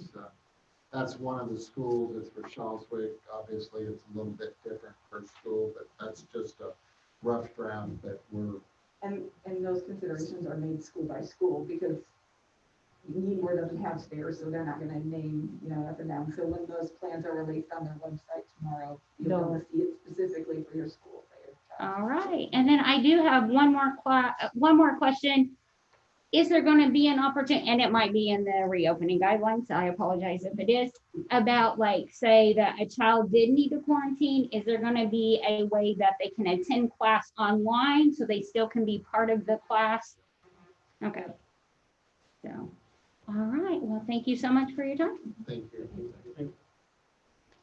Next up, Jeff Callahan. Also, ma'am, I just wanted to tell you, on our website, if there are those questions that you think of or you have, and I think anyone, so you can submit questions on there. So, we're trying to think of all the questions, but don't hesitate to send questions too, because we've used that to help us think about different things. Right here on the main page there, we have a reopening feedback button, so anytime you have feedback or questions. Next up, Jeff Callahan.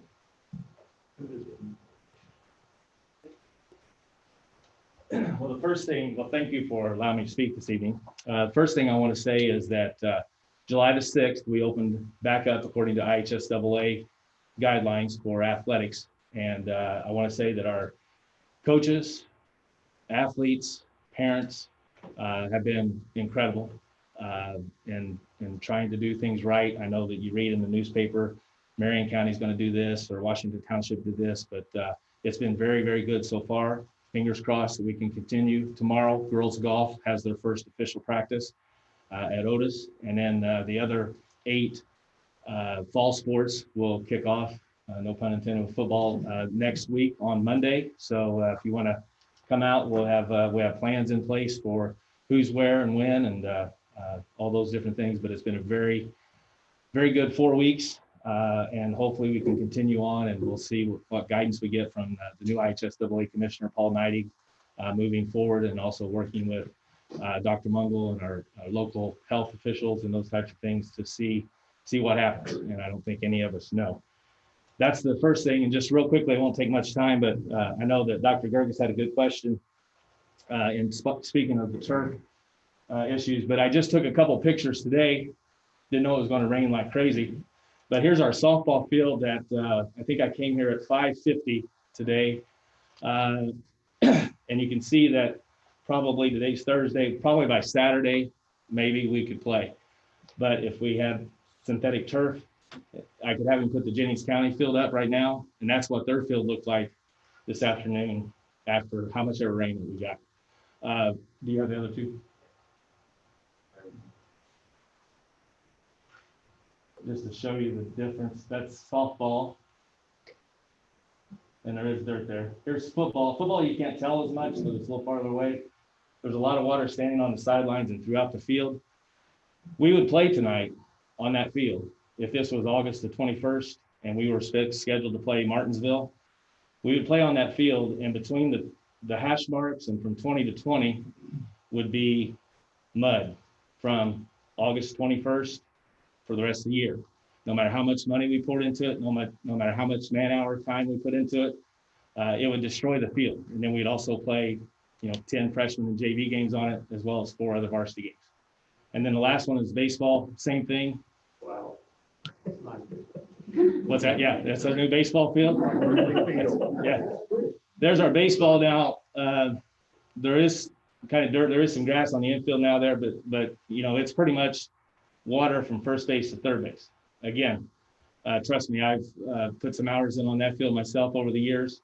It takes a lot of manpower. It takes a lot of financial a lot of diamond dry, rapid dry, to get those fields ready. Again, we'd be playing right now, no problem. So, again, I know that, I'm going to be a proponent, not just for those fields, not just for athletics, but I know you've heard from marching band. I know you've heard from PE. I know you've heard from a lot of people. And, I just think it would be a great thing for our school, for our community, and for our kids. And that's all I got to say. Thank you. Or I guess we can't ask questions. So I'm out. I'm out. Thank you. Okay. Thanks, Jeff. Next up, Rob Phillips. I got a few questions. I'm wondering what Dr. Mungel said about independent school, Lawrence County Independent School. Does anybody recall? You said it was out of New York?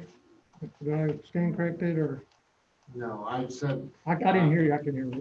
Very good. Received a phone call and it was Okay. communicated on the Lawrence County Independent School website that the Empire Virtual School was in the state of New York. Okay. And I just communicated that that was not the case. Oh, okay. Because I was going to tell you it's out of Angola, Indiana. It's Trine University. It was founded in 1884. So I didn't know what you said there. My second question is, if it's all about serving our children, when will the charter school be offered back to the township? And are you yourself prepared to help them get it up and going? Ask that again. I didn't hear you. If it's all about serving our children, when will the charter school be offered back to the township? And how are you prepared to help them get it up and going? That's being communicated between our school attorney and the trustee Okay. and the attorney. We don't have charter schools either. So. Yeah, we don't have any. So the virtual school won't, it's not a charter school either, is it? The Empire one. Okay, thank you. Okay, if your child is in NLCS and is dual credit and the colleges are online, why did they get the option to be online? Why don't they? Do they have to go to a physical school? Question mark. Someone asked me that. Someone else asked me this question. It's not mine. So they're through, our teachers are certified through those colleges, but they are our teachers.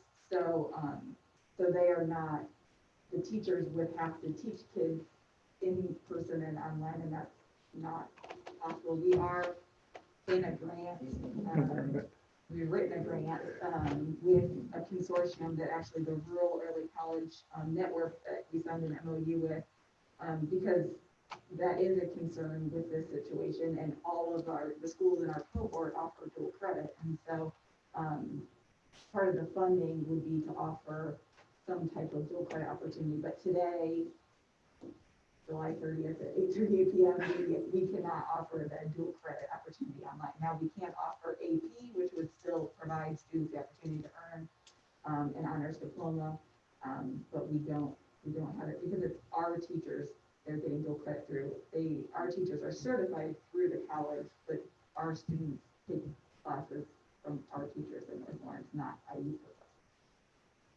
I appreciate that.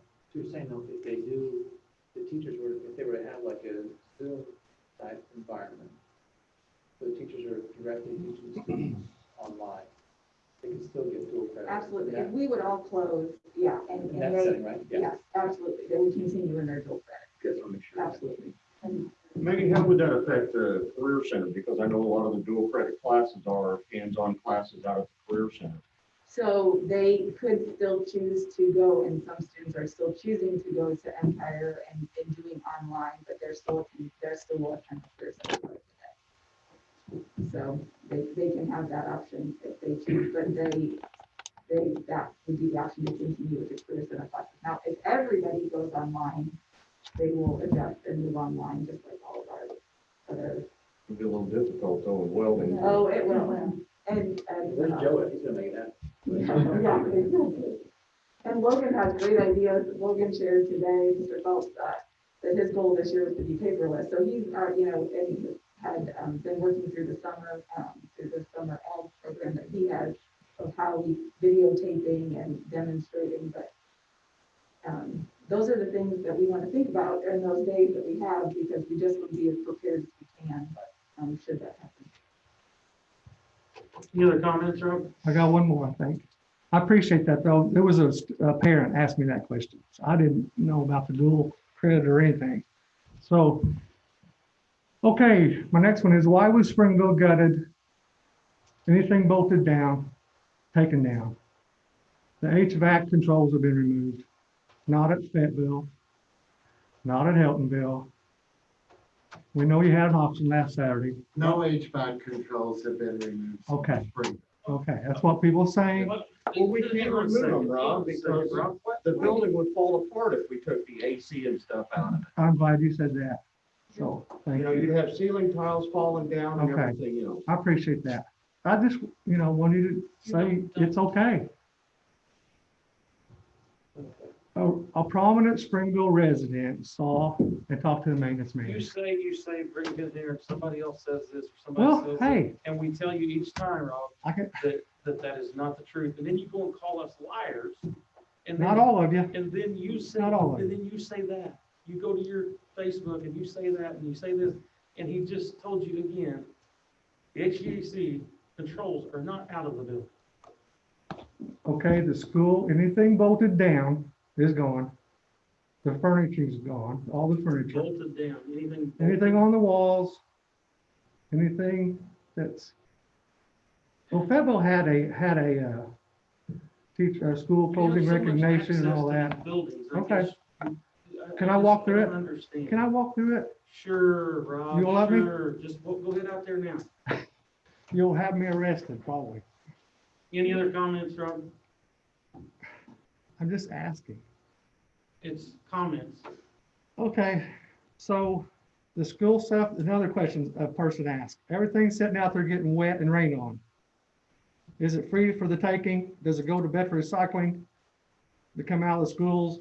Is it, anybody wants a desk and The get it? stuff from the auction left over? Yes, sir. Yes, if somebody wants that, then I think they had until Wednesday to pick stuff up, but I mean, if you want, yeah.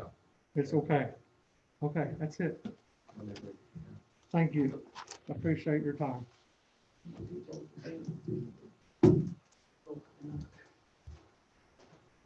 Let's see, item I, closing business. For being executive session, 5:15 PM and NLCS School Board open session at 6:30 PM on Thursday, July 30th, 2020 at the NLCS Administration Building. There'll be an executive session at 5:15 PM on Thursday, August 6th, 2020 at the NLCS Administration Building. There'll be an executive session at 5:15 PM at the NLCS School Board and the NLCS School Board open session at 6:30 PM on Thursday, August 20th of 2020 at the NLCS Administration Building. We'll also have an open session next Thursday. The sixth. We don't anticipate it being long, but I do anticipate, since we'll be together, that we have a few more teachers that will be hiring, so that will be followed by a, Next Thursday, will be an open session as well. yes. Okay. Next thing, I would really like to entertain a motion to adjourn. Mr. Garrison makes the motion in a second. Second. Arnold seconds the motion. No questions on the motion. All in favor, signify by saying aye. Aye. Those opposed, same. Thank you.